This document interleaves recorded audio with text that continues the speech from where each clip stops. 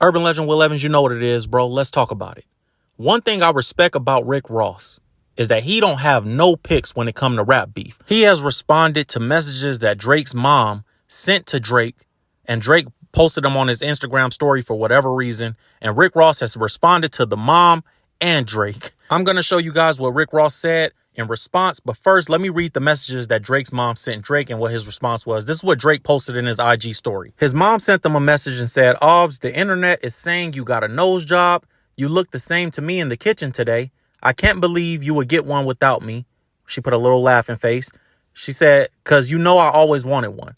Don't tell me that you got tattoos without me, and now this too."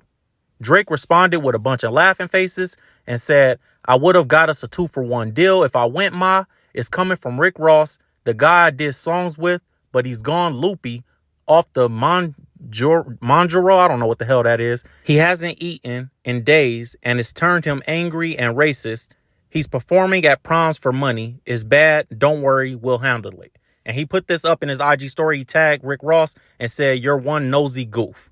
Now, before I show you guys what Rick Ross said in response to this, I just want to say, one, to cry racism in a rap beef is such a Drake thing. It's almost proven Rick Ross' point of calling him the white boy that want to hang at the park. That's like, bro, you that right there, you took a L to me if you Drake. I don't think he should have went that route. Like, don't call racism in a rap beef, bro. Like, come on. Not the guy that wore blackface. So that's one thing I didn't like, because it shows that really bothered Drake. And obviously Drake has said in songs, being vulnerable, that bothers him. Another thing that I didn't like is Drake posting messages that he's having with his mom about Rick Ross. That shows that you're talking about it and thinking about it while you're in home with your mother. And posting this to the internet just shows to me that Drake wants people to have sympathy. Like, look, this is affecting my mom. I don't like that. Keep that. It's rap beef, bro. Like, this is almost reminded me of the time when he said Pusha T should have limits to what he say and shouldn't say certain things, even in rap beef, like his rules. I don't like Drake going for the sympathy card with racism. I don't like him going for the sympathy card with, this is affecting my mother. My mother's hearing this about me. Bro, you're a 40-year-old man. Come on, bro. I don't agree with that. I think Drake is going about this wrong. I think these things are really hurting his feelings. And I hope, that somebody gets around him and tells him, bro, it's just hip hop. It's just competitive. This is just a culture thing. Don't get in your feelings. Just rap. You know what I'm saying? Because we all love Drake rap when he raps. So this is what Rick Ross said in response to Drake posting this. I'm going to show you guys and let it play. Check it out. Oh, it's such a beautiful day. Me waking up from a nap, I just realized BBL Drizzy called his mommy on me. He shared their text messages between each other.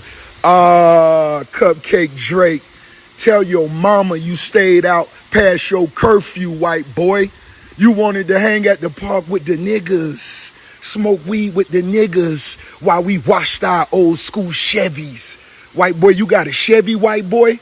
I doubt it. But anyway, big nose. Boy, you had 25% body fat with a carved out 6-piece. Stop. We know what time it is. That shit costs 40 bands. Stop. But tell your mama, well, in Miami, we say old girl. Tell your old girl she a beautiful lady. I told you that before, and I meant that. But you tell your mama, white boy, you stayed out at the park too late, and you can't call her when you get in this shit. It's too deep to call your mama, white boy. To the luxuries of life. I might write a song today called Who Knows? Who knows? One thing about, I'm going to say this. You niggas with them BBLs, you niggas, I'm speaking specifically to you niggas with BBLs. If you got a fake body, you got a fake mind, nigga. Leave that shit to them cute walking around in YSL heels. Not you niggas in OVO, the pastrami posse. So there you guys have it. That's what Ross said in response to Drake bringing up his mom and the mom's text messages to him. I can't disagree with Ross. Your mom can't help you in this rap beef, bro. Don't bring her up looking for a sympathy card. And to me, that's what it is. It's Drake saying, you know what, look what my mom is texting me. My mom is affected by what you guys are saying about me on the internet. It's like, bro, you're 40 years old. Stand on your own 2 feet. We don't want to see text messages from your mom. Get in the studio and rap. I'm sure y'all piece it up later and y'all be cool later, or y'all won't be. But get in the studio and rap, bro. We don't want to hear you take a month talking about what's going on with your mom and what's going on with your son at school. And we don't care about all that internet stuff, bro. Rick Ross can say what he want to say on the internet right now because he responded with music first. Drake, you ain't responded with no music yet, bro. Respond to Ross with the music first, then you can get on the internet and pop it. But I don't see how Drake feels like this is a win. You don't put your personal family's text messages up because that shows weakness, bro. It shows that you guys are having a conversation about it and that Ross is in your head, bro. I don't know, man. I think Drake need to get it together. Somebody around him got to tell him how to do this correctly. And maybe Ross is one of those people that he used to go to for that type of advice, but he can't go to him right now. So you need to figure it out, bro. But this is soft. I'm sorry. And I love Drake's music. I think Drake's probably a cool dude in person. I don't think he really mean no harm to nobody. But at the end of the day, bro, this is rap beat. This is hip hop culture. So you in it, figure it out. If you're going to be a part of the dissing, if you're not going to do what J. Cole did and bow out gracefully, figure out a way to work your way through this, bro, because this ain't the way to do it. And the bigger part of this to me is if this is how you responding to Ross, because that was light work.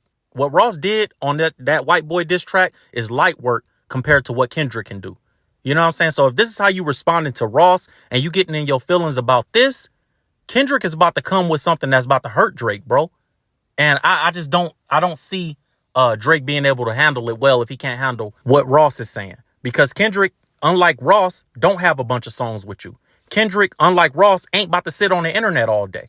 You know what I mean? Kendrick gonna go to the studio. So the internet games and bringing out somebody's girl to your show, you ain't gonna be able to play them games with Kendrick.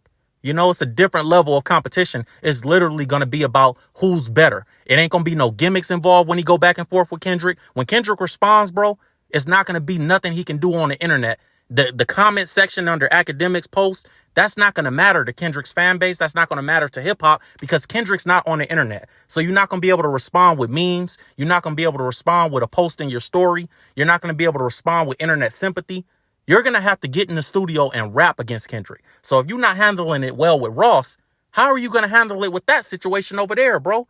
And Drake is fighting the war on too many fronts. If anybody's ever read The Art of War by Sun Tzu, he tells you in that book, don't fight a war on all fronts. You got to solidify one front, and this is where we fighting at.